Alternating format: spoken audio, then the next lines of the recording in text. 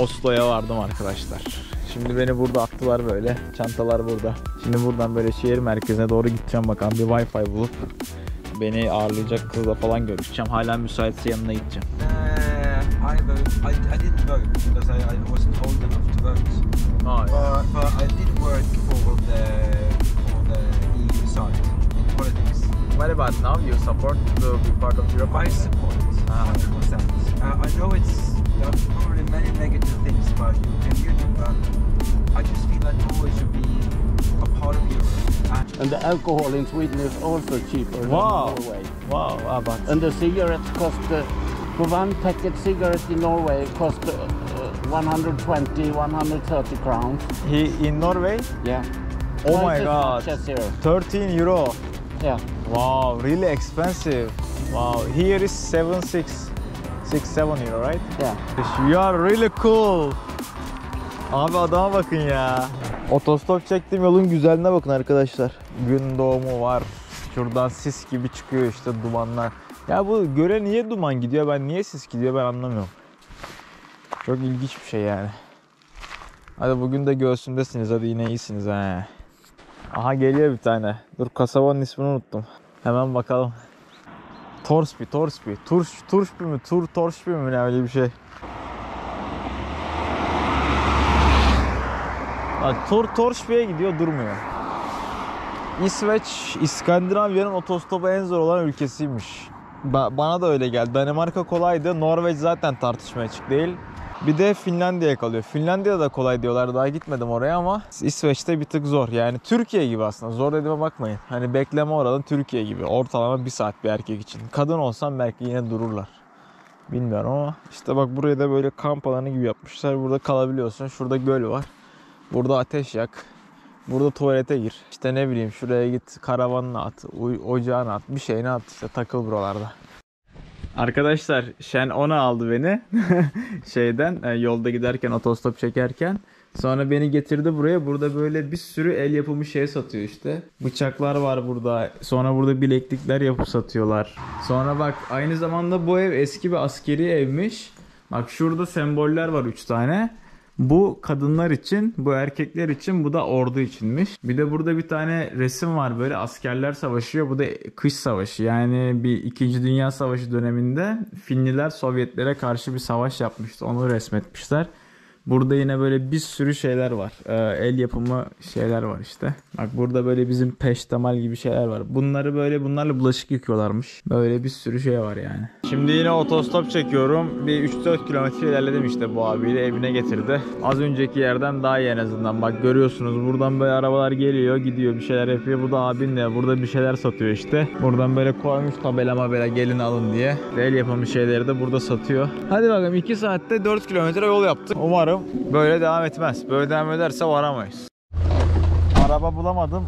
Şimdi yine aynı abiyle beni ileriye kadar atacak. Beraber gideceğiz.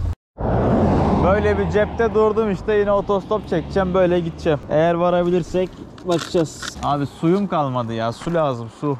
İlerliyoruz da acıktım ya. Artık bir Torsby'ye varayım da en azından bir marketten birkaç parça bir şey alıp yiyeyim. Suyum da bitmek üzere. Arkadaşlar şöyle bir şey oldu. Yani az önce otostop çekiyordum ya, gösterdiğim yerde. Oradan adamın teki geçti böyle. Ondan sonra bana böyle yaptı işte, hani ya olur mu öyle falan, olmadı diye. Ondan sonra da döndü geri geldi, beni buraya kadar bıraktı. Sonunda abi bir yere kadar ilerleyebildim. Şimdi bu yol böyle Oslo'ya gidiyor. Yani en azından artık son kasabaya gelebildim. Şimdi burada İKA'dan da birkaç yiyecek alacağım. Çünkü açlıktan ölüyorum artık. Ondan sonra da artık Oslo'ya doğru yola çıkacağım.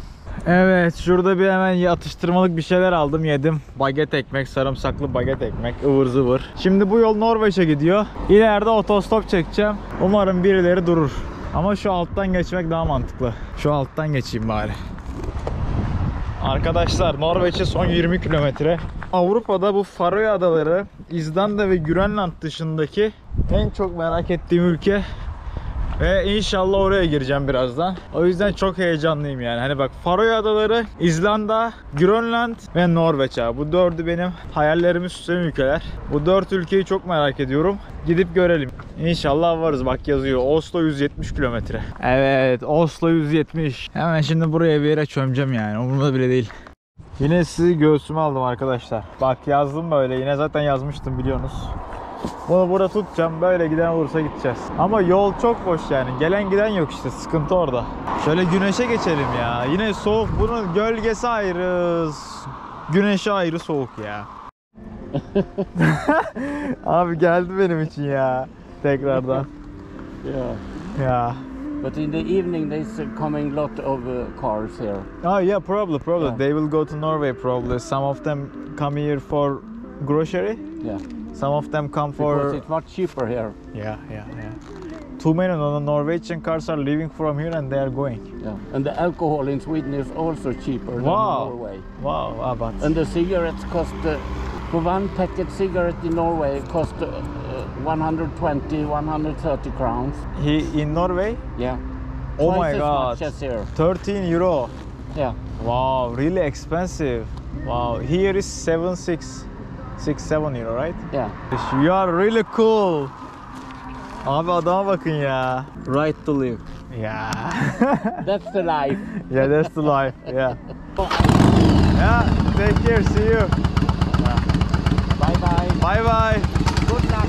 Thank you. You too.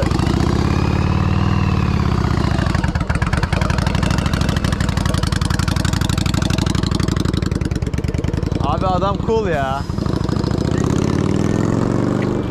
Dur be, nereye gidiyor? Şerit değiştiriyor bak. Ya Allah cezanı vermesin şerit. Ne oluyor oğlum, her yer araba oldu ya. Durun lan.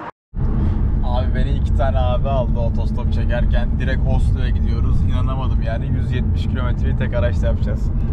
Thank you so much. Yeah. How can I say? Is it tak again? Yeah, Thank you. Or you can say tusen takk, which means thank you so much. Oh, tusen takk. Tusen takk. Wow. It means 1,000 thank yous. And what was your names? My name is Andreas. My name is Håkon.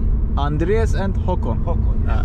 I am Ege. Nice to meet you. Nice to meet you. Yeah. What was your name again? Ege. Ege. Yeah. A-G-E. A-G-E. Yeah. It's like, it means there is a sea between Greece and Turkey, Aegean Sea. Yeah, I know. Yeah. Ege er havet in Norwegian. Yeah. Oh, Norwegian is Ege? Ege, yeah. Ah, we yeah, say yeah. Ege. Arkadaşlar az önce sınırı geçtik. Böyle ormanın içinden gidiyoruz, dediler ki sınırı geçtik az önce dediler, öyle anladık yani. Çok ilginçti. And Faroe Islands is part of Denmark, right? Yes. Yeah. It used to be Norway. We gotta occupy that as a Norway. We should. I will join the war. Yes, we should. Yes, thank you. Okay, Turkey and We will Norway. call you. Yeah. Yeah, we will call you next week. We'll call you up. Okay, Turkey and Norway together against against Denmark for foreign. Yeah. And also we can take Greenland when we start that. I think we should. If you compare to the other Scandinavian countries, in Norway we don't have any castles, hardly any castles or big old buildings at all, because all the money went to Copenhagen, Yeah. to build up a rich society. Yeah. While we up here were pretty much farmers and shipping money and goods down there Yeah. anyway. But you found oil. So That's karma for you. Yeah, That's karma. definitely, yeah. Yeah. And the point is, you don't took the all oil at the same time. You do it within time. So that's sustainable point.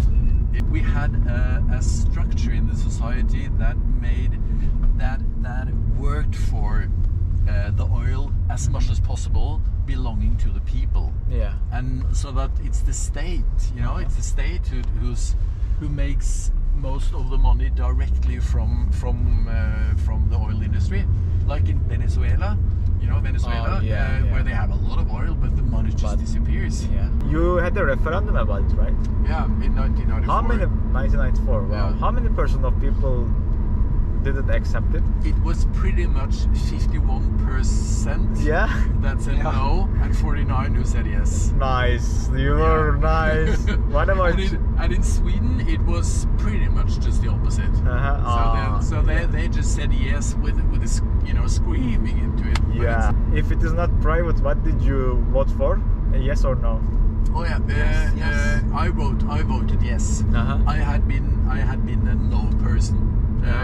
I did definitely, and then I turned and in that extent even I worked producing the government movie for making people vote yes to the European Union. But now I'm not quite sure.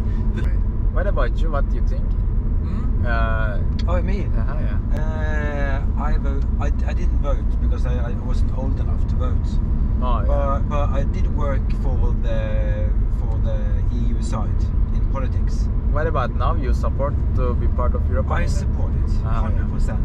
I know there are probably many negative things about European Union, but I just feel that Norway should be a part of Europe. Do you think what is gonna be the advantages of European Union for Norway?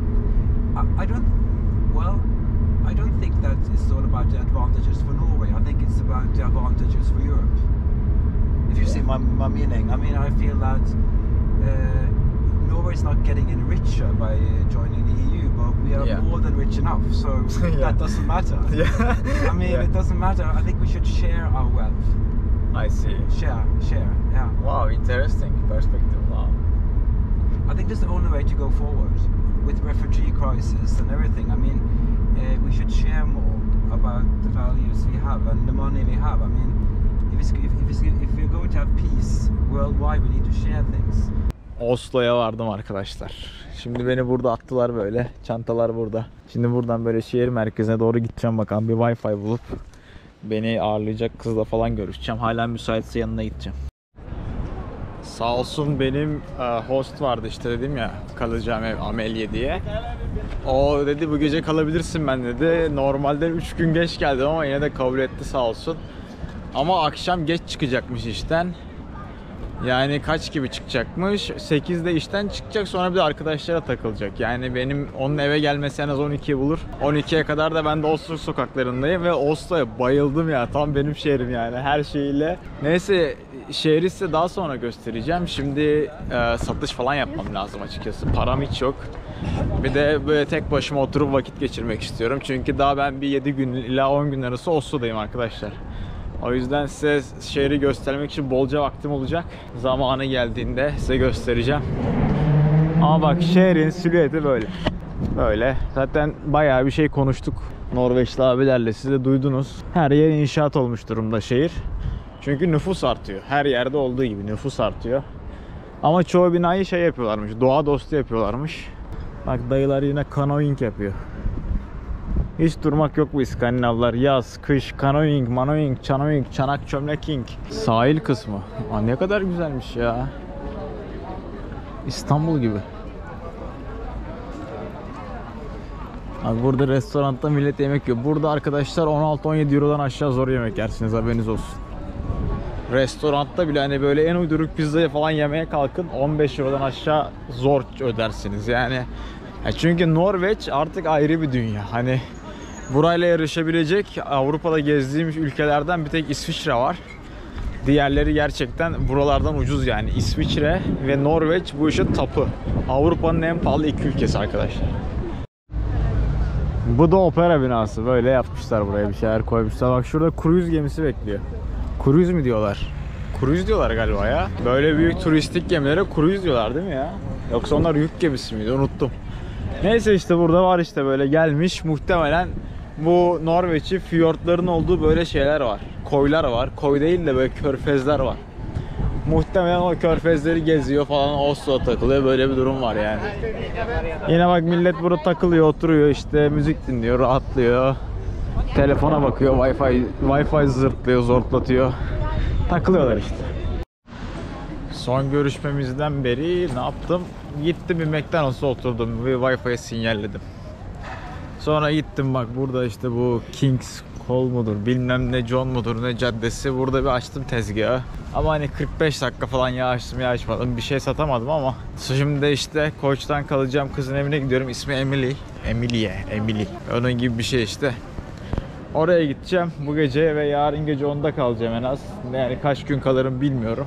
O ne kadar izin verirse o kadar kalacağım. Onun dışında durumlar böyle işte. Burası da Oslo sokakları. Ama dediğim gibi hani bugün Oslo'yu anlatmadım size. Oslo'yu anlatacağım gün başka bir gün olacak. Böyle bol bol gezerik beraberke. Şimdi bugün yorgunum. Dün gece de zaten dışarıda kaldım. O yüzden hemen gidip hani temizlenip yatmak istiyorum yani.